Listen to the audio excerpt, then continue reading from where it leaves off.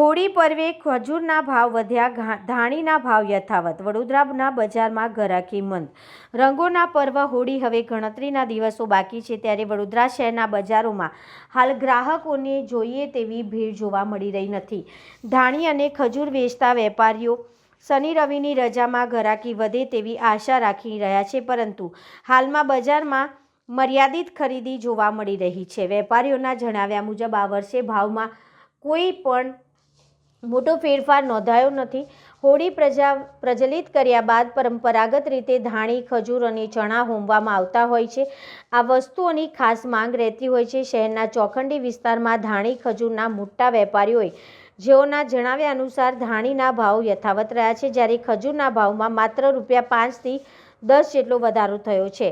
ચણા અને હારડાના ભાવ પણ ગત વર્ષ જેટલા જ સ્થિર રહ્યા છે.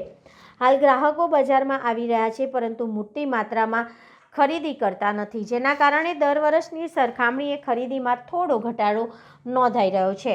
વેપારીઓનું કહેવું છે કે હોળી પર્વના અંતિમ તારીખોમાં આવતા લોકો અંતિમ દિવસોમાં જ મોટી ખરીદી કરે છે. શનિ રવિની રજાને ધ્યાનમાં રાખીને વેપારીઓની આશા છે કે આગામી દિવસોમાં ઘરાકી વધશે અને અંતિમ દિવસોમાં બજારમાં રોનક જોવા મળશે. વેપારીઓએ વધુમાં જણાવ્યું હતું કે શહેરી વિસ્તારોની તુલનાએ ગ્રામ્ય વિસ્તારમાં હોળી પ્રત્યે વધુ ઉત્સાહ જોવા મળે છે. પંચમહાલ, છોટાઉદેપુર અને ભરૂચ સહિત આસપાસના ગ્રામ્ય વિસ્તારમાંથી લોકો વડોદરા આવી મોટી માત્રામાં ધાણી, ખજૂર અને ચણાની ખરીદી કરતા હોવાની માહિતી વેપારીઓ આપી રહ્યા હતા.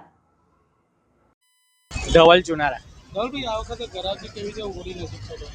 અત્યારે લગીન તો સારી છે. આવનારા સમયમાં જોઈએ ઘરાકી કેવી નીકળે છે.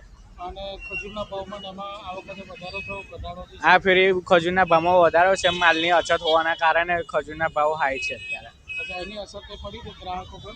ગ્રાહકો પર પડી છે. પહેલાં કિલો લેતા હતા, એની જગ્યાએ 500 ગ્રામ લે છે અત્યારે.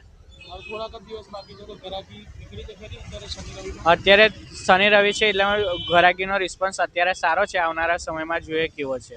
શું ભાવ છે ખજૂર અને એમાં? અત્યારે એક ખજૂર છે 80ના ભાવની છે, ₹100 ભાવની છે.